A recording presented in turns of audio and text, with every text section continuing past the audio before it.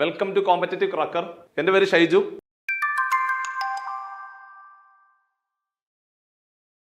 അപ്പൊ ഞാൻ ഇന്ന് നിങ്ങളുടെ മുമ്പിൽ വന്നിരിക്കുന്നത്, നമുക്കറിയാം നമ്മുടെ CSEB ക്ലർക്ക് ക്യാഷ്യർ പരീക്ഷയുടെ 2025 അടുത്ത നോട്ടിഫിക്കേഷൻ നിങ്ങളുടെ മുമ്പിൽ വന്നിരിക്കുവാണ്. സോ ഇത് രണ്ടാമത്തെ നോട്ടിഫിക്കേഷൻ ആണ്. സ്വാഭാവികമായിട്ടും ആദ്യ പരീക്ഷ എഴുതി ചെറിയ മാർക്കിന് പരാജയപ്പെട്ട ഒരുപാട് പേരുണ്ടാവും. അതേപോലെ ആദ്യമായിട്ട് പരീക്ഷ എഴുതുന്ന ഒരുപാട് പേരുണ്ട്. നിങ്ങൾക്ക് എല്ലാവർക്കും ഉപകാരപ്പെടുന്ന രീതിയിലുള്ള ഒരു ക്ലാസ് ആയിരിക്കും നമ്മൾ ഇന്ന് അറേഞ്ച് ചെയ്യുന്നത്. ആദ്യമായിട്ടൊരു കാര്യം പറയുവാനുള്ളത്, നമുക്ക് എന്തായാലും പരീക്ഷ നടക്കാൻ നമ്മൾ പ്രതീക്ഷിക്കുന്നത് ഒരു ജൂൺ മാസത്തിന് തുടക്കമായിരിക്കും പരീക്ഷ പ്രതീക്ഷിക്കുന്നത്. അപ്പോൾ ഈ ജൂൺ മാസം എന്ന് പറയുമ്പോൾ നമ്മുടെ മുമ്പിൽ ഏകദേശം 2 മാസത്തെ സമയമായിരിക്കും പഠിക്കുവാൻ കിട്ടുന്നത്. 2 മാസം എന്ന് പറഞ്ഞാല് 60 ദിവസമാണ് നിങ്ങളുടെ മുമ്പിൽ പഠിക്കുവാൻ കിട്ടുന്നത്.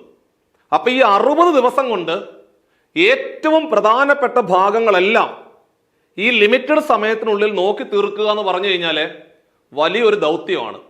സോ അതുകൊണ്ട് ഈ ഒരു പ്രിപ്പറേഷനുമായിട്ട് ബന്ധപ്പെട്ടുകൊണ്ട് നിങ്ങൾ മുമ്പോട്ട് പോകുന്ന സമയത്ത് ഓരോ ദിവസങ്ങളും നിർണായകമാണ് എന്നുള്ള കാര്യം മനസ്സിൽ വെച്ചുകൊണ്ട് വേണം ദിവസങ്ങൾ തള്ളി നീക്കുവാൻ. ഓരോ ദിവസങ്ങളും, ഓരോ മണിക്കൂറുകളും, ഓരോ മിനിറ്റുകളും വളരെ വളരെ നിർണായകമായ സമയങ്ങളാണ്. അപ്പൊ അതുകൊണ്ട് പഠിച്ചു മുമ്പോട്ട് പോകുമ്പോൾ തന്നെ അത് ടൈം ടേബിൾ അറേഞ്ച് ചെയ്ത് പഠിച്ചു വേണം മുമ്പോട്ട് പോകുവാൻ. ഒരു ദിവസം കഴിയുമ്പോൾ ആ ദിവസത്തിൽ നിന്നും പരമാവധി നമുക്ക് എത്രത്തോളം ഔട്ട്പുട്ട് ഉണ്ടാക്കി എടുക്കുവാൻ സാധിച്ചു എന്ന് നിങ്ങൾ സ്വയം വിശകലനം ചെയ്തുകൊണ്ട് വേണം മുമ്പോട്ട് പോകുവാൻ. മാത്രമല്ല, മാത്സ്, ഇംഗ്ലീഷ്, GK വിഷയങ്ങൾക്ക് നല്ല പരിഗണന കൊടുത്തുകൊണ്ട് വേണം മുമ്പോട്ടുള്ള പ്രിപ്പറേഷൻ പോകേണ്ടത്. കാരണം അവിടെ നിങ്ങൾക്ക് വലിയ അപ്ഡേറ്റ്സുകളില്ല, പരമാവധി മാർക്ക് സ്കോർ ചെയ്യുവാൻ സാധിക്കും. അപ്പൊ അതുകൊണ്ട് ആ ഒരു ഭാഗത്തിനും ഏറ്റവും നല്ലൊരു പ്രാധാന്യം കൊടുത്തുകൊണ്ട് വേണം മുമ്പോട്ട് പ്രിപ്പയർ ചെയ്തുകൊണ്ട് പോകുവാൻ. സോ നിങ്ങളുടെ പ്രിപ്പറേഷൻ മുമ്പോട്ട് പോകുമ്പോൾ തന്നെ ഒരു ദിവസം പോലും ആത്മവിശ്വാസം കുറയുവാൻ ഒരു കാരണവശാലും പാടില്ല. കാരണം നമ്മൾ എഴുതാൻ പോകുന്ന രണ്ടാമത്തെ പരീക്ഷ ചിലപ്പോൾ ചെറിയ മാർക്കിനായിരിക്കും കഴിഞ്ഞ പരീക്ഷ നഷ്ടപ്പെട്ടു പോയത്. അതൊന്നും നിങ്ങൾ മൈൻഡ് ചെയ്യേണ്ട ആവശ്യമില്ല. ഓരോ അവസരങ്ങളും നിങ്ങൾ കൃത്യമായിട്ട് പ്രയോജനപ്പെടുത്തിക്കൊണ്ട് മുമ്പോട്ട് പോവുക എന്നുള്ളത് തന്നെയാണ് വൃത്തിയായിട്ട് ഓർത്തിരിക്കേണ്ടത്. അപ്പൊ നമ്മൾ ഇന്നത്തെ ക്ലാസ്സിലെ മാത്രമല്ല, ഇതൊരു പുതിയ പരീക്ഷാ രീതിയാണ്. ഒരു പുതിയ പരീക്ഷാ രീതിയോടുകൂടി ആദ്യമായിട്ട് വരുന്ന ഒരു പരീക്ഷയാണ് 100 മാർക്കിന്റെ ഒരു പരീക്ഷ എന്ന് പറയുമ്പോൾ നമ്മൾ നേരത്തെയൊക്കെ എഴുതി മാറിൽ നിന്ന് ഒരുപാട് മാറ്റങ്ങളുണ്ട്. അപ്പൊ അതുകൊണ്ട് കട്ട് ഓഫ് ഒക്കെ കുറച്ചുകൂടി ഉയരാം, ചോദ്യങ്ങളുടെ നിലവാരം കുറച്ചുകൂടി വർദ്ധിക്കാവുന്നതാണ്. സോ അതുകൊണ്ട് പുതിയ പരീക്ഷാ രീതിയിൽ തന്നെ നമ്മൾ ഏറ്റവും നന്നായിട്ട് നല്ല മാർക്ക് സ്കോർ ചെയ്തുകൊണ്ട് ഈ ഒരു പരീക്ഷയോടുകൂടി നമ്മുടെ പ്രിപ്പറേഷൻ അവസാനിപ്പിക്കേണ്ടതാണ്. സോ ഇത്തരത്തിലെ നിങ്ങളുടെ മുമ്പോട്ടുള്ള ദിവസങ്ങളെല്ലാം പ്രതീക്ഷയോടുകൂടി വേണം മുമ്പോട്ട് പോകുവാൻ എന്ന് ഓർമ്മപ്പെടുത്തുന്നു. മാത്രമല്ല, നമ്മൾ കഴിഞ്ഞ ക്ലാസ്സിലെ LCM ആൻഡ് HCF എന്ന് പറയുന്ന ചാപ്റ്ററാണ് പഠിച്ചു തുടങ്ങിയത്. സോ LCM ആൻഡ് HCF എന്ന് പറയുന്ന ചാപ്റ്ററിന്റെ ആദ്യത്തെ ഒരു ഭാഗം നമ്മൾ പഠിച്ചു കഴിഞ്ഞു. അതായത് എണ്ണൽ സംഖ്യകളുടെ LCM കണ്ടുപിടിക്കാൻ പഠിച്ചു, ദശാംശ സംഖ്യകളുടെ LCM കണ്ടുപിടിക്കാൻ പഠിച്ചു, അതേപോലെ ഭിന്നസംഖ്യകളുടെ LCM കണ്ടുപിടിക്കാൻ പഠിച്ചു. അങ്ങനെ 3 തരത്തിലുള്ള സംഖ്യകളുടെ LCM കണ്ടുപിടിക്കാൻ പഠിച്ചു. എന്തൊക്കെയാണ്? നാച്ചുറൽ നമ്പേഴ്സിന്റെ LCM കണ്ടുപിടിക്കാൻ പഠിച്ചു. നാച്ചുറൽ നമ്പേഴ്സ് അല്ലെങ്കിൽ കൗണ്ടിങ് നമ്പേഴ്സ് അല്ലെങ്കിൽ എണ്ണൽ സംഖ്യകളുടെ LCM കണ്ടുപിടിക്കാൻ പഠിച്ചു. അതേപോലെ ദശാംശ സംഖ്യകൾ അല്ലെങ്കിൽ ഡെസിമൽ നമ്പേഴ്സിന്റെ LCM കണ്ടുപിടിക്കാൻ പഠിച്ചു. അതേപോലെ ഭിന്നസംഖ്യകൾ അല്ലെങ്കിൽ ഫ്രാക്ഷൻസിന്റെ LCM കണ്ടുപിടിക്കാൻ നമ്മൾ പഠിച്ചു. അടുത്തതായിട്ട് കൃത്യംഗ സംഖ്യകളുടെ LCM എങ്ങനെയാണ് കണ്ടുപിടിക്കാൻ പഠിക്കുന്നത് എന്ന് പറഞ്ഞു തരാം. എടാ മക്കളെ, കൃത്യംഗ സംഖ്യകൾ എന്ന് പറഞ്ഞാൽ അതാണ്ടേ ഇങ്ങനെ വരുന്ന സംഖ്യകളെ പറയുന്ന പേരാണ് കൃത്യംഗ സംഖ്യകൾ. അപ്പൊ എന്താണ് കൃത്യംഗ സംഖ്യ എന്ന് ചോദിച്ചാല് x⁻m രൂപത്തിൽ എഴുതുന്ന സംഖ്യകളെ പറയുന്ന പേരാണ് കൃത്യംഗ സംഖ്യ. എടാ, ഏതെങ്കിലും ഒരു സംഖ്യ എഴുതി വെച്ചിട്ട് അതിന്റെ മുകളിൽ ചെറുതായിട്ട് മറ്റൊരു സംഖ്യ എഴുതുവാണെങ്കിൽ അങ്ങനെ എഴുതുന്ന സംഖ്യകളെ പറയുന്ന പേരാണ് കൃത്യംഗ സംഖ്യകൾ അല്ലെങ്കിൽ എക്സ്പോണൻസ് എന്ന് പറയും. മാത്രമല്ല, താഴെ വലുതായിട്ട് എഴുതുന്ന സംഖ്യ പറയുന്ന പേര് ആധാര സംഖ്യ അല്ലെങ്കിൽ ബേസ് നമ്പർ എന്ന് പറയും. ആധാര സംഖ്യ അല്ലെങ്കിൽ ബേസ് നമ്പർ എന്ന് പറയും. മുകളിലെ ചെറുതായിട്ട് എഴുതുന്ന സംഖ്യ പറയുന്ന പേരാണ് കൃതി അല്ലെങ്കിൽ പവർ എന്ന് പറയും. ഇതൊക്കെ എല്ലാവർക്കും അറിയാവുന്ന കാര്യങ്ങളാണ്, ഒന്ന് ഓർമ്മിച്ചതേ ഉള്ളൂ.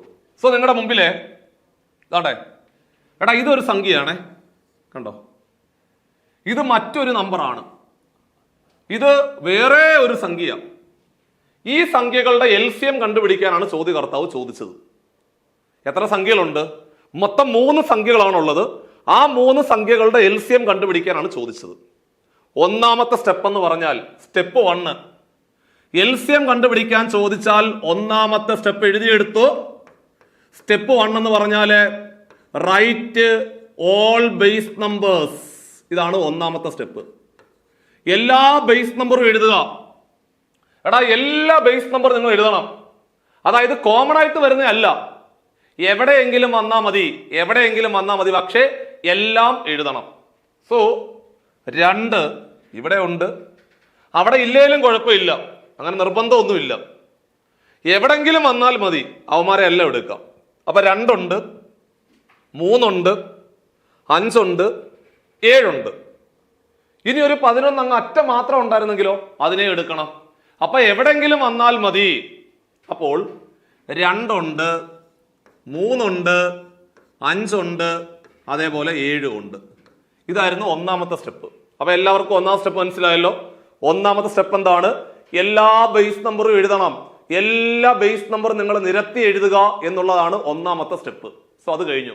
ഇനി LCM എന്ന് പറഞ്ഞാൽ L എന്ന് പറഞ്ഞ അർത്ഥം എന്തുവോ? L എന്ന് പറഞ്ഞാൽ ലീസ്റ്റ് അല്ലേ? L എന്ന് പറഞ്ഞാൽ ലീസ്റ്റ്. അങ്ങനാണെങ്കിൽ അതിന്റെ ഓപ്പോസിറ്റ് എന്തുവാ? ലീസ്റ്റിന്റെ ഓപ്പോസിറ്റ് എന്തുവാ? ഹയസ്റ്റ് അല്ലേ? ഹയസ്റ്റ് പവർ കൂടി അങ്ങ് എഴുതിയാൽ മതി കേട്ടോ. ഹയസ്റ്റ് പവർ കൂടി നിങ്ങൾ ചേർത്ത് അങ്ങോട്ട് എഴുതുക. അതാണ് രണ്ടാമത്തെ സ്റ്റെപ്പ്. അപ്പൊ രണ്ടാമത്തെ സ്റ്റെപ്പ് എന്ന് പറഞ്ഞാല് ഹയസ്റ്റ് പവർ എഴുതണം. 2ന്റെ ഏറ്റവും വലിയ കൃതി ഏതാ? 2ന്റെ ഇവിടെ 3, അവിടെ 2, അവിടെ 4. ഏറ്റവും വലിയ പവർ ഏതാ? 4 അല്ലേ? സോ അങ്ങനെയാണെങ്കിൽ 2/4 എന്ന് എഴുതിക്കും. 3ന്റെ പവർ വലിയ പവർ ഏതാ? ഇവിടെ 4 ഉണ്ട്, അവിടെ 5 ഉണ്ട്, അവിടെ 2 ഉണ്ട്. 5 അല്ലേ വലിയ പവർ? സോ 5 എഴുതിക്കും. 5ന്റെ വലിയ കൃതി ഇവിടെ 3 ഉണ്ട്, അവിടെ 2 ഉണ്ട്, അവിടെ 4 ഉണ്ട്. 4 വലിയ പവർ, 4 എഴുതിക്കും. 7ന്റെ വലിയ പവർ ഇവിടെ 2, അവിടെ 4, അവിടെ 3. 4 അല്ലേ വലിയ പവർ? 4 എന്ന് എഴുതിക്കൂ.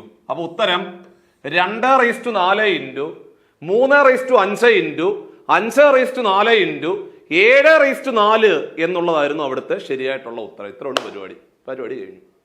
അപ്പൊ ഒന്നുകൂടെ പറഞ്ഞേ, കൃത്യംഗ സംഖ്യകളുടെ LCM കണ്ടുപിടിക്കണമെങ്കിൽ എന്താണ് ചെയ്യേണ്ടത്?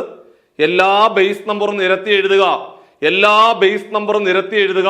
എന്നിട്ട് എന്ത് ചെയ്യണം? ഓരോന്നിന്റെയും വലിയ പവർ കൂടി ചേർത്ത് അങ്ങോട്ട് എഴുതി വെക്കുക. ഒന്നുകൂടെ പറഞ്ഞേ, എല്ലാ ബേസ് നമ്പർ നിരത്തി എഴുതുക. ഓരോന്നിന്റെയും വലിയ പവർ, ഓരോ സംഖ്യകളുടെയും വലിയ പവർ കൂടി ചേർത്ത് എഴുതി വെച്ച് കഴിഞ്ഞാല് LCM കിട്ടി. രണ്ടാമത്തെ ചോദ്യം ഇതാ പിടിച്ചോ. നോക്കിക്കോണേ. 2 ഉണ്ട്, ഓക്കെ 2 ഉണ്ട്. 3 ഉണ്ട്, 3 ഉണ്ട്. 5 ഉണ്ടോ? 5 ഉണ്ട്, മതി. ഇനി അവസാനം അങ്ങാണ് ഒരു 7 ഉണ്ടായിരുന്നെങ്കിലോ അതും എടുക്കണം. ഇവിടെ ഇല്ല. ഓക്കെ, ഇത് 2ന്റെ വലിയ പവർ ഏതാ? 2ന്റെ വലിയ പവർ ഇവിടെ 3, അവിടെ 3, അവിടെ 4. 2ന്റെ വലിയ പവർ 4. 3ന്റെ വലിയ പവർ ഇവിടെ 2, അവിടെ 4, അവിടെ 2. 4 അല്ലേ? 4. 5ന്റെ വലിയ പവർ 5ന് ഇവിടെ 4 ഉണ്ട്, അവിടെ 2 ഉണ്ട്, അവിടെ 3 ഉണ്ട്. 4 അല്ലേ? സോ ഇവിടെ 4. അപ്പൊ ഉത്തരം എത്ര? 2/4 ഇൻറ്റു 3/4 ഇൻറ്റു 5/4 എന്ന് എഴുതി അവസാനിപ്പിച്ചാൽ നിങ്ങൾക്ക് 1 മാർക്ക് കിട്ടും. അത്രേ ഉള്ളൂ പരിപാടി. അപ്പോൾ എക്സ്പൊണൻസിന്റെ LCM കണ്ടുപിടിക്കാൻ ചോദിച്ചാല് എല്ലാ ബേസ് നമ്പർ നിരത്തി എഴുതുക. ഓരോന്നിന്റെയും വലിയ പവർ കൂടി ചേർത്ത് എഴുതി വെക്കുക എന്ന് ഓർത്തിരിക്കണം. ഇതാണ് വരുന്ന അടുത്ത ക്വസ്റ്റ്യൻ. മക്കളെ, അതാണ് ഇതൊരു സംഖ്യ, ഇത് മറ്റൊരു സംഖ്യ, ഇത് മറ്റൊരു സംഖ്യ. അവിടെ 2 ഉണ്ട്. അപ്പൊ നമ്മൾ എന്ത് ചെയ്യണം? 2 എഴുതണം. അടുത്തത് 3 ഉണ്ട്, 3 എഴുതണം. 5 ഉണ്ട്, 5 എഴുതിക്കൂ. 7 എവിടെങ്കിലും വന്നാൽ മതി, കുഴപ്പമില്ല, എഴുതിക്കൂ. എവിടെയെങ്കിലും വന്നാൽ മതി. എല്ലായിടത്തും കോമൺ ആയിട്ട് വരണം നിർബന്ധമില്ല. റൈറ്റ് ഓൾ ബേസ് നമ്പർ എന്നാ പറഞ്ഞത്. എല്ലാ ബേസ് നമ്പറും എഴുതണം എന്നാണ് പറഞ്ഞത്. ഇനി 2ന്റെ വലിയ പവർ ഏതാ? ഇവിടെ 3, അവിടെ 5, അവിടെ 3. 5 അല്ലേ വലിയ പവർ? സോ 2/5. ഇനി 3ന്റെ വലിയ പവർ ഏതാ? ഇവിടെ 2, അവിടെ 3, അവിടെ 4. 4 അല്ലേ വലുത്? 4. 5ന്റെ വലിയ പവർ ഏതാ? ഇവിടെ 4, അവിടെ 3, അവിടെ 2. 4 അല്ലേ വലുത്? ഓക്കെ. 7-ന് പിന്നെ പ്രത്യേകിച്ചൊന്നുമില്ല, അവിടെ മാത്രം കിടക്കുന്ന അങ്ങ് എഴുതിയാൽ മതി. അത് ഇവിടെ ഒന്നും ഇല്ലല്ലോ. അപ്പൊ 3 അങ്ങ് എഴുതി വെച്ചാൽ മതി. അപ്പൊ ഉത്തരം എത്ര? 2/5 ഇൻറ്റു 3/4 ഇൻറ്റു 5/4 ഇൻറ്റു 7/3 എന്നുള്ളതായിരുന്നു ഉത്തരം. സോ ഇങ്ങനെയാണ് നമ്മൾ കൃത്യംഗ സംഖ്യകൾ അല്ലെങ്കിൽ എക്സ്പോണൻസിന്റെ LCM കണ്ടുപിടിക്കുന്നത്. ഇങ്ങനെയാണ്. സോ എക്സ്പോണൻസിന്റെ LCM കണ്ടുപിടിക്കാൻ പരീക്ഷയ്ക്ക് ചോദിക്കാറുണ്ട്, സ്ഥിരമായിട്ട് പരീക്ഷയ്ക്ക് കാണുന്ന ചോദ്യമാണ്. അപ്പൊ എക്സ്പോണൻസിന്റെ LCM കണ്ടുപിടിക്കാൻ ചോദിച്ചാല് റൈറ്റ് ഓൾ ബേസ് നമ്പേഴ്സ്, എല്ലാ ബേസ് നമ്പർ നിരത്തി എഴുതുക. ആ ഓരോ ബേസ് നമ്പറിന്റെയും വലിയ പവർ എഴുതണം, വലിയ പവർ എഴുതണം, വലിയ പവർ എഴുതണം എന്നുള്ള കാര്യം വൃത്തിയായിട്ട് ഓർത്തിരിക്കണം. അങ്ങനെ നമ്മൾ എന്തൊക്കെ പഠിച്ചു? നാച്ചുറൽ നമ്പേഴ്സിന്റെ LCM കണ്ടുപിടിക്കാൻ പഠിച്ചു, ഡെസിമൽ നമ്പേഴ്സിന്റെ LCM കണ്ടുപിടിക്കാൻ പഠിച്ചു, ഫ്രാക്ഷൻസിന്റെ LCM കണ്ടുപിടിക്കാൻ പഠിച്ചു, അതേപോലെ ഇപ്പോൾ എക്സ്പോണൻസിന്റെ LCM കണ്ടുപിടിക്കാനും പഠിച്ചു. ഇനി ഈ സാധനങ്ങളുടെ എല്ലാം HCF എങ്ങനെയാണ് കണ്ടുപിടിക്കുന്നത് എന്ന് പറഞ്ഞു തരാം. HCF എന്ന് പറഞ്ഞാല് ഹയസ്റ്റ് കോമൺ ഫാക്ടർ. എടാ മക്കളെ, ഹയസ്റ്റ് കോമൺ ഫാക്ടർ, രണ്ടോ രണ്ടിലധികമോ സംഖ്യകളുടെ ഏറ്റവും വലിയ പൊതുവായിട്ടുള്ള ഘടകം അല്ലെങ്കിൽ ഫാക്ടറിനെ പറയുന്ന പേരാണ് എന്ത്? HCF അല്ലെങ്കിൽ ഉസാഖ എന്ന് പറയും. അത്ര ഉള്ള ഐഡിയ. സോ ഇവിടെ മക്കളെ 12 ഉണ്ട്, 18 ഉണ്ട്, 24 ഉണ്ട്. ഇവന്മാരുടെ 3 പേരുടെയും കൂടെ HCF കണ്ടുപിടിക്കാനാണ് ചോദിച്ചത്. ചെയ്യേണ്ട പരിപാടി ഇതാണ്ട് നോക്കിക്കോ. 12 അങ്ങോട്ട് എഴുതണം, 18 എഴുതണം, 24 അങ്ങോട്ട് എഴുതണം.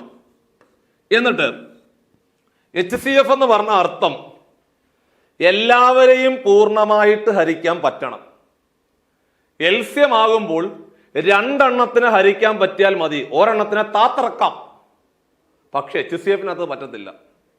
HCF എന്ന് പറഞ്ഞാല് എല്ലാ സംഖ്യകളെയും പൂർണ്ണമായിട്ട് ഹരിക്കാൻ പറ്റണം, എല്ലാവരെയും പൂർണ്ണമായിട്ട് ഹരിക്കാൻ പറ്റണം. നിങ്ങൾ ആലോചിക്കടാ, എടാ 12 ഉണ്ട്, 18 ഉണ്ട്, 24 ഉണ്ട്. ഇവന്മാരെ 3 പേരെയും പൂർണ്ണമായിട്ട് ഹരിക്കാൻ പറ്റുന്ന സംഖ്യകൾ ഏതൊക്കെയാ? 2 കൊണ്ട് പറ്റും. വേണമെങ്കിൽ നിങ്ങൾക്ക് 2 കൊണ്ട് ചെയ്യാം. അല്ലെങ്കിൽ ഇവന്മാരെ 3 പേരെയും 3 കൊണ്ട് പൂർണ്ണമായിട്ട് ഹരിക്കാൻ പറ്റും. അപ്പൊ വേണമെങ്കിൽ 3 കൊണ്ട് ചെയ്യാം. അതും അല്ലെങ്കിൽ ഇവന്മാരെ 3 പേരെയും 6 കൊണ്ട് പൂർണ്ണമായിട്ട് ഹരിക്കാൻ പറ്റത്തില്ലേ? പറ്റും. സോ അങ്ങനെയാണെങ്കിൽ 6 കൊണ്ട് ചെയ്താലും മതി. സത്യം പറഞ്ഞു കഴിഞ്ഞാൽ പ്രൈം നമ്പർ കൊണ്ട് ചെയ്യണം എന്നുള്ളതാണ് റൂള്. പക്ഷെ എന്നിരുന്നാലും തെറ്റത്തൊന്നുമില്ല. പ്രൈം നമ്പർ അല്ലാതെ എല്ലാ സംഖ്യകളെയും പൂർണ്ണമായിട്ട് ഒരു വലിയ നമ്പർ കൊണ്ട് ഹരിക്കാൻ പറ്റുവാണെങ്കിൽ അങ്ങനെ ചെയ്തോ, തെറ്റത്തൊന്നുമില്ല. അപ്പോൾ 12, 18, 24 ഇവന്മാരെ 3 പേരെയും 6 കൊണ്ട് പൂർണ്ണമായിട്ട് ഹരിക്കാൻ പറ്റും. സോ അതുകൊണ്ട് നമ്മൾ 6 കൊണ്ട് ഫാക്ടറൈസ് ചെയ്യാൻ തീരുമാനിച്ചു. അപ്പൊ പറയടാ, 12-നെ 6 കൊണ്ട് ഹരിച്ച 2, 18-നെ 6 കൊണ്ട് ഹരിച്ച 3, 24-നെ 6 കൊണ്ട് ഹരിച്ച 4.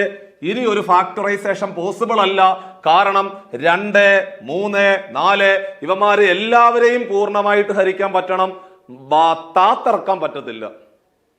താത്തിറക്കാൻ പറ്റുമായിരുന്നെങ്കിൽ 2, 4 ചെയ്താൽ മതി, 3 താത്തിറക്കാമായിരുന്നു. പക്ഷേ താത്തിറക്കുന്ന പരിപാടി HCF-നകത്ത് പറ്റാത്തത് കൊണ്ട് ഇനി ഒരു ഘടകക്രിയ അല്ലെങ്കിൽ ഇനി ഒരു ഫാക്ടറൈസേഷൻ പോസിബിൾ അല്ല. മാത്രമല്ല സൈഡ് മാത്രമേ എടുക്കാൻ പാടുള്ളൂ. സൈഡ് ഉള്ളി, സൈഡ് ഉള്ളി, സൈഡ് ഉള്ളി, സൈഡ് ഉള്ളി, സൈഡ് മാത്രമേ എടുക്കാൻ പാടുള്ളൂ. ആൻസർ 6, ഉത്തരം 6. സൈഡ് മാത്രമേ എടുക്കാൻ പാടുള്ളൂ, സൈഡ് മാത്രമേ എടുക്കാൻ പാടുള്ളൂ. പക്ഷെ LCM ആയിരുന്നെങ്കിൽ സൈഡിൽ കിടക്കുന്നതും താഴെ കിടക്കുന്നതും എല്ലാം കൂടെ ഗുണിക്കായിരുന്നു. പക്ഷെ HCF ആണെങ്കിൽ സൈഡ് മാത്രമേ എടുക്കാൻ പാടുള്ളൂ. അങ്ങനെ ചെറിയൊരു പ്രശ്നമുണ്ട്. സോ അതെല്ലാം നിങ്ങൾ ഓർത്തിരിക്കണം. സോ അങ്ങനെയാണെങ്കിൽ എടാ കുഞ്ഞുങ്ങൾ താണ്ടാ 24, 36, 54 HCF ഒന്ന് കണ്ടുപിടിച്ചേ. 24 ഉണ്ട്, 36 ഉണ്ട്, 54 ഉണ്ട്. ഇവന്മാരെ എല്ലാവരെയും 2 കൊണ്ട് പൂർണ്ണമായിട്ട് ഹരിക്കാൻ പറ്റും, 3 കൊണ്ട് പൂർണ്ണമായിട്ട് ഹരിക്കാൻ പറ്റും. അതുകൊണ്ട് 6 കൊണ്ട് പൂർണ്ണമായിട്ട് ഹരിക്കാൻ പറ്റുമല്ലോ, പറ്റും. അപ്പൊ ഇവന്മാരെ എല്ലാവരെയും 6 കൊണ്ട് അങ്ങ് ചെയ്യാം. 24-നെ 6 കൊണ്ട് ഹരിച്ച 4, 36-നെ 6 കൊണ്ട് ഹരിച്ച 6, 54-നെ 6 കൊണ്ട് ഹരിച്ച 9. 4, 6, 9. ഇനി ഒരു ഫാക്ടറൈസേഷൻ പോസിബിൾ ആണോ? ഇത് 2 കൊണ്ട് പറ്റും, ഇത് 2 3 കൊണ്ട് പറ്റും. പക്ഷേ എല്ലാം പറ്റണം, നടക്കത്തില്ല. സോ അങ്ങനാണെങ്കിൽ സ്റ്റോപ്പ് ചെയ്യാം. മറ്റത് LCM ആണെങ്കിൽ പറ്റും, അറ്റ്ലീസ്റ്റ് 2 സംഖ്യകളെങ്കിലും ഹരിക്കാൻ പറ്റിയാൽ മതി, ബാക്കിയുള്ളതിനൊക്കെ താത്തിറക്കാം. പക്ഷേ HCFനെ താത്തിറക്കുന്നവരോട് പറ്റത്തില്ല. സോ നിങ്ങൾക്ക് എപ്പോൾ പറ്റത്തില്ലയോ അന്നേരം സ്റ്റോപ്പ് ചെയ്യണം. സ്റ്റോപ്പ് ചെയ്യുക, സൈഡ് മാത്രം എടുക്കുക, സൈഡ് ഉള്ളി ആൻസർ 6, ഉത്തരം 6. കണ്ടോ, പരിപാടി കഴിഞ്ഞോ? സോ ഇങ്ങനെയാണ് നമ്മൾ നാച്ചുറൽ നമ്പേഴ്സിന്റെ HCF കണ്ടുപിടിക്കുന്നത്. HCF natural numbers. സോ അങ്ങനെയാണെങ്കിൽ എടാ മക്കളെ താണ്ട 10 ഉണ്ട്, 20 ഉണ്ട്, 40 ഉണ്ട്. HCF കണ്ടുപിടിക്കാനാ ചോദ്യം. 10 ഉണ്ട്, 20 ഉണ്ട്, 40 ഉണ്ട്. ഇവന്മാരെ 3 പേരെയും 10 കൊണ്ട് പൂർണ്ണമായിട്ട് ഹരിക്കാൻ പറ്റുമല്ലോ? പറ്റും. അപ്പൊ നമുക്ക് 10 കൊണ്ട് അങ്ങ് ചെയ്യാം. 10നെ 10 കൊണ്ട് ഹരിച്ച 1, 20നെ 10 കൊണ്ട് ഹരിച്ച 2, 40നെ 10 കൊണ്ട് ഹരിച്ച 4, 1, 2, 4. ഇനി ഒരു ഫാക്ടറൈസേഷൻ പോസിബിൾ അല്ല. അപ്പൊ സൈഡ് മാത്രം എടുത്താൽ മതി. സൈഡ് മാത്രം, ഉത്തരം 10, ആൻസർ 10. കണ്ടോ? So last one 5, 10, 15. 5 ഉണ്ട്, 10 ഉണ്ട്, 15 ഉണ്ട്. എത്ര കൊണ്ട് പറ്റും? 5 കൊണ്ട് ചെയ്യാം അല്ലേ?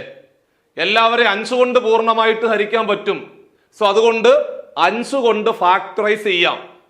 സോ 5 കൊണ്ട് ചെയ്താൽ 5നെ 5 കൊണ്ട് ഹരിച്ച 1, 10നെ 5 കൊണ്ട് ഹരിച്ച 2, 15നെ 5 കൊണ്ട് ഹരിച്ച 3. സൈഡ് മാത്രം എടുക്കുക, സൈഡ് ഉള്ളി, ഉത്തരം 5, ആൻസർ 5 എന്ന് വരും. ഇങ്ങനെയാണ് നമ്മൾ നാച്ചുറൽ നമ്പേഴ്സിന്റെ HCF കണ്ടുപിടിക്കുന്നത് എന്ന് നിങ്ങൾ മനസ്സിലാക്കണം. സോ അങ്ങനെ ആ ഒരു ഭാഗം കൂടി അവസാനിക്കുന്നു. ലാസ്റ്റ് ഒരു ചോദ്യം കൂടി ഉണ്ട്. 4 ഉണ്ട്, 7 ഉണ്ട്, 25 ഉണ്ട്. 4ന്റെയും 7ന്റെയും 25ന്റെയും കൂടെ HCF എത്രയാണ് ചോദ്യം. അപ്പൊ നമ്മൾ എന്ത് ചെയ്യണം? 4 എഴുതി, 7 എഴുതി, 25 എഴുതി ഫാക്ടറൈസ് ചെയ്യണം. ഒരു തവണ പോലും ഘടകക്രിയ ചെയ്യാൻ പറ്റത്തില്ല. പറ്റുമോ? ഇല്ല. എടാ, ഒരു തവണ പോലും ഘടകക്രിയ ചെയ്യാൻ പറ്റത്തില്ലെങ്കിൽ സംഖ്യകളുടെ ഗുണനഫലമായിരിക്കും LCM അല്ലേ? LCM കണ്ടുപിടിക്കണമെങ്കിൽ സംഖ്യകളെല്ലാം കൂടെ ഗുണിച്ചു വെച്ചാൽ മതി. അങ്ങനെയാണ് പഠിച്ചത്. പക്ഷേ HCF എന്ന് പറഞ്ഞാല് ഒരു തവണ പോലും ഘടകക്രിയ ചെയ്യാൻ പറ്റത്തില്ലെങ്കിൽ HCF 1 ആയിരിക്കും എന്ന് ഓർത്തിരിക്കണം. HCF എത്ര? 1, ആൻസർ 1 ആയിരിക്കും. ഇത്ര ഉള്ളു പരിപാടി. അപ്പോൾ തന്നിരിക്കുന്ന സംഖ്യകളെ ഒരു തവണ പോലും ഘടകക്രിയ ചെയ്യാൻ പറ്റത്തില്ലെങ്കിൽ എല്ലായ്പ്പോഴും HCF 1 ആയിരിക്കും. തന്നിരിക്കുന്ന സംഖ്യകളെ ഒരു തവണ പോലും ഘടകക്രിയ ചെയ്യാൻ പറ്റുന്നില്ലെങ്കിൽ LCM എന്ന് പറഞ്ഞാല് സംഖ്യകളുടെ ഗുണനഫലമായിരിക്കും എന്നുകൂടി നമ്മൾ പഠിച്ച് അവിടെ അവസാനിപ്പിച്ചു. സോ അങ്ങനെ ആ ഒരു ഭാഗം അവിടെ കഴിഞ്ഞു. അടുത്തതെന്ന് പറഞ്ഞു കഴിഞ്ഞാല് ഡെസിമൽ നമ്പേഴ്സിന്റെ HCF കണ്ടുപിടിക്കാൻ പഠിക്കാൻ പോവാ. ഡെസിമൽ നമ്പർ എന്ന് പറഞ്ഞാൽ അർത്ഥം എന്തുവാ? ഡെസിമൽ നമ്പർ എന്ന് പറഞ്ഞാല് ദശാംശ സംഖ്യകൾ എന്നാണ് പറയുന്നത്. സോ ഡെസിമൽ നമ്പേഴ്സിന്റെ HCF കണ്ടുപിടിക്കാൻ ചോദിച്ചാൽ ആദ്യം നിങ്ങൾ ചെയ്യേണ്ടത് ആ തന്നിരിക്കുന്ന ഡെസിമൽ നമ്പേഴ്സിന്റെ എന്താക്കണം? ആദ്യം നിങ്ങൾ നാച്ചുറൽ നമ്പർ ആക്കണം, അതായത് എണ്ണൽ സംഖ്യകളാക്കണം. അതാണ് ഒന്നാമത്തെ സ്റ്റെപ്പ്. നമ്മൾ LCM കണ്ടുപിടിച്ച അതേ സ്റ്റെപ്പ്. സോ ഇവിടെ ഒരു പോയിന്റ്, ഇവിടെ ഒരു പോയിന്റ്, ഇവിടെ ഒരു പോയിന്റ്, എല്ലായിടത്തും ഓരോ പോയിന്റേ ഉള്ളൂ. എടാ, എല്ലായിടത്തും ഓരോ പോയിന്റേ ഉള്ളെങ്കിൽ എന്ത് ചെയ്താൽ മതി? എല്ലാവരെയും 10 കൊണ്ട് ഗുണിക്കുക. എന്നാ പോയിന്റ് അങ്ങ് മാറത്തില്ലേ? ഒരു പോയിന്റേ ഉള്ളെങ്കിൽ ആ പോയിന്റ് മാറണമെങ്കിൽ 10 കൊണ്ട് ഗുണിക്കണം. 2 പോയിന്റ് ആണെങ്കിൽ 100 കൊണ്ട് ഗുണിക്കുക. 3 പോയിന്റ് ആണെങ്കിൽ 1000 കൊണ്ട് ഗുണിക്കുക എന്നാണ് പഠിച്ചു വെച്ചിരിക്കുന്നത്. അപ്പോൾ എല്ലായിടത്തും ഒരു പോയിന്റേ ഉള്ളൂ. എല്ലാവരെയും 10 കൊണ്ട് ഗുണിക്കുക, എല്ലാവരെയും 10 കൊണ്ട് ഗുണിക്കുക, എല്ലാവരെയും 10 കൊണ്ട് ഗുണിക്കുക. ഇവന്മാരെ എല്ലാവരെയും 10 കൊണ്ട് ഗുണിച്ചാല് 2.5നെ 10 കൊണ്ട് ഗുണിച്ചാൽ 25. അതേപോലെ 3.5നെ 10 കൊണ്ട് ഗുണിച്ചാൽ 35. 4.5നെ 10 കൊണ്ട് ഗുണിച്ചാൽ 45. കണ്ടോ? എന്നിട്ട് ഇവന്മാരുടെ HCF എടുക്കണം. അതായത് 25ന്റെയും 35ന്റെയും 45ന്റെയും കൂടെ HCF എടുക്കണം. സോ 5 കൊണ്ട് ഫാക്ടറൈസ് ചെയ്യാം അല്ലേ? 25നെ 5 കൊണ്ട് ഹരിച്ച 5, 35നെ 5 കൊണ്ട് ഹരിച്ച 7, 45നെ 5 കൊണ്ട് ഹരിച്ച 9. ഇനി ഒരു ഫാക്ടറൈസേഷൻ പോസിബിൾ അല്ല. അപ്പൊ എന്ത് ചെയ്യണം? സൈഡ് മാത്രം എടുക്കണം. സൈഡ് മാത്രം എടുത്താൽ ഉത്തരം 5. അപ്പോൾ ഇത്രയും ചെയ്യുമ്പോൾ ആൻസർ 5 എന്നല്ലേ വരുന്നത്? ആണ്. എടാ, ഇങ്ങനെ ഒരു ആൻസർ കിട്ടാൻ വേണ്ടിയിട്ട് നമ്മൾ ചെറിയൊരു ഉഡായിപ്പ് പരിപാടി കാണിച്ചായിരുന്നു. എന്തായിരുന്നു ആ ഉഡായിപ്പ് പരിപാടി? ആ ഒരു ഉഡായിപ്പ് പരിപാടിയാണ് നമ്മൾ വെറുതെ 10 കൊണ്ട് ഗുണിച്ചു, അല്ലേ? ചെറിയൊരു അഡ്ജസ്റ്റ്മെന്റ് ആയിരുന്നു, 10 കൊണ്ട് ഗുണിച്ചു. അങ്ങനാണെങ്കിൽ അതിന്റെ റിവേഴ്സ് അഡ്ജസ്റ്റ്മെന്റ് താഴെ നിങ്ങൾ 10 കൊണ്ട് ഹരിക്കുക, താഴെ 10 കൊണ്ട് ഹരിക്കുക. നിങ്ങൾ മുകളിൽ എന്താണോ ചെയ്തത് അതിന്റെ റിവേഴ്സ് അഡ്ജസ്റ്റ്മെന്റ് താഴെ ചെയ്യണം. നിങ്ങൾ മുകളിൽ 100 കൊണ്ട് ഗുണിച്ചെങ്കിൽ താഴെ 100 കൊണ്ട് ഹരിക്കുക. നിങ്ങൾ മുകളിൽ 1000 കൊണ്ടാണ് ഗുണിച്ചതെങ്കിൽ താഴെ 1000 കൊണ്ട് ഹരിക്കുക. ഇവിടെ നിങ്ങൾ ഗുണിച്ചത് മുകളിൽ 10 കൊണ്ടാണെങ്കിൽ താഴെ 10 കൊണ്ട് ഹരിക്കുക. 5നെ 10 കൊണ്ട് ഹരിച്ചാല് 5നെ 10 കൊണ്ട് ഹരിച്ച ഉത്തരം 0.5 എന്ന് വരും. ആൻസർ എന്താ? ഇത്രയുള്ള പരിപാടി. അപ്പൊ എന്താണ് ഒന്നാം സ്റ്റെപ്പ്? എന്താണ്? തന്നിരിക്കുന്ന സംഖ്യകളെ എണ്ണൽ സംഖ്യകളാക്കി മാറ്റണം. അത് ചിലപ്പോൾ 10 കൊണ്ട് ഗുണിക്കാം, 100 കൊണ്ടോ ഒക്കെ ആയിരിക്കും. ഒരു പോയിന്റേ ഉള്ളെങ്കിൽ 10 കൊണ്ട് ഗുണിച്ചാൽ മതി. ഞാൻ അങ്ങനെ ചെയ്തു. ആ സംഖ്യകളുടെ HCF കണ്ടുപിടിച്ചു. അങ്ങനെ ഒരു ആൻസർ കിട്ടാൻ വേണ്ടി മുകളിൽ നിങ്ങൾ എന്താണോ ചെയ്തത് അതിന്റെ റിവേഴ്സ് താഴെ ചെയ്യണം. നിങ്ങൾ മുകളിൽ 10 കൊണ്ടല്ലേ ഗുണിച്ചത്, അങ്ങനെയാണെങ്കിൽ താഴെ 10 കൊണ്ട് ഹരിക്കണം. ഇത്ര ഉള്ള പരിപാടി. അപ്പൊ ഉത്തരം എത്ര? 0.5 എന്ന് ഒരു ആൻസർ കണ്ടോ. ഇനി ഒരു ചോദ്യം കൂടെ പിടിച്ചു. ആണ്ടേ 0.18, 0.27, 3.6. ആദ്യം എന്ത് ചെയ്യണം? ആദ്യം എണ്ണൽ സംഖ്യകളാക്കി മാറ്റുക. ആദ്യം നാച്ചുറൽ നമ്പേഴ്സ് ആക്കി മാറ്റുക. 2 പോയിന്റ്, 2 പോയിന്റ്, 1 പോയിന്റ്. അപ്പൊ നിങ്ങൾ പറയും, സാർ ഒരു കാര്യം ചെയ്യാം, ആദ്യത്തെ 2 പേരെ നമുക്ക് 100 കൊണ്ട് ഗുണിച്ചിട്ട് അവസാനം കിടക്കുന്നവനെ 10 കൊണ്ട് ഗുണിക്കാം. പ്രശ്നം തീരുമല്ലോ? തീരത്തില്ല. അങ്ങനെ ചെയ്യാൻ പറ്റത്തില്ല. നിങ്ങൾ എന്താണോ ചെയ്യുന്നത് അത് ത്രൂ ഔട്ട് ഒരുപോലെ ചെയ്യണം. അല്ലാതെ നിങ്ങൾക്ക് ഇഷ്ടമുള്ളടുത്ത് 10 കൊണ്ട് ഗുണിച്ച് അവിടെ 100 കൊണ്ട് ഗുണിച്ച് ഇവിടെ അങ്ങനെ പറ്റത്തില്ല. നിങ്ങൾ എന്താണോ ചെയ്യുന്നത് അത് ത്രൂ ഔട്ട് അതുപോലെ തന്നെ ചെയ്യണം. നിങ്ങൾ 10 കൊണ്ടാണ് ഗുണിക്കുന്നതെങ്കിൽ എല്ലാവരെയും 10 കൊണ്ട് ഗുണിക്കണം. നിങ്ങൾ 100 കൊണ്ടാണ് ഗുണിക്കാൻ ഉദ്ദേശിക്കുന്നതെങ്കിൽ എല്ലാവരെയും 100 കൊണ്ട് ഗുണിക്കണം. ഇപ്പൊ ഇവിടെ 100 കൊണ്ട് ഗുണിക്കണം. എന്തായാലും 2 പോയിന്റ് മാറണമെങ്കിൽ 100 കൊണ്ട് ഗുണിക്കണം. അപ്പൊ ഒരു കാര്യം ചെയ്യും, എല്ലാവരെയും 100 കൊണ്ട് അങ്ങ് ഗുണിച്ചേക്ക്, എങ്കിലേ നടക്കത്തുള്ളൂ. അപ്പൊ ഏറ്റവും കൂടുതൽ പോയിന്റ് എവിടെ എന്ന് നോക്കുക, അതനുസരിച്ച് അങ്ങ് ചെയ്താൽ മതി. അപ്പൊ 2 പോയിന്റ് ആണെങ്കിൽ എല്ലാവരെയും 100 കൊണ്ട് ഗുണിക്കുക, എല്ലാവരെയും 100 കൊണ്ട് ഗുണിക്കുക, എല്ലാവരെയും 100 കൊണ്ട് ഗുണിക്കുക. ഗുണിക്കുക. ഇവനെ 100 കൊണ്ട് ഗുണിച്ചു, ഇവനെ 100 കൊണ്ട് ഗുണിച്ചു, ലവനെയും 100 കൊണ്ട് ഗുണിച്ചു. നോക്കിക്കോണേ, 0.18നെ 100 കൊണ്ട് ഗുണിച്ചാൽ 18 അല്ലേ? 0.27നെ 100 കൊണ്ട് ഗുണിച്ചാൽ 2 പോയിന്റ് ഉണ്ടെങ്കിൽ 2 പോയിന്റ് അങ്ങ് പോകും, അത്രേ ഉള്ളൂ. എടാ 0.27നെ 100 കൊണ്ട് ഗുണിച്ചാൽ 27. 3.6നെ 100 കൊണ്ട് ഗുണിച്ചാൽ ഒരു സംഖ്യ 100 കൊണ്ട് ഗുണിക്കുന്നതിന് പകരം 2 തവണ 10 കൊണ്ട് ഗുണിച്ചാലും പോരെ. കാരണം ഒരു സംഖ്യയെ 100 കൊണ്ട് ഗുണിക്കുന്നതിന് പകരം 2 തവണ 10 കൊണ്ട് ഗുണിച്ചാൽ അത് 100 കൊണ്ട് ഗുണിക്കുന്നതിന് തുല്യമാണല്ലോ. അങ്ങനെയാണെങ്കിൽ 3.6നെ ആദ്യം 10 കൊണ്ട് ഗുണിച്ചാൽ എന്താവും? 36. പിന്നെ ഒരു 10 കൊണ്ട് ഗുണിച്ചാലോ 360 വരും. സോ അങ്ങനെ അത്രയും ചെയ്തു. സോ ആ സംഖ്യകളുടെ HCF കണ്ടുപിടിക്കണം.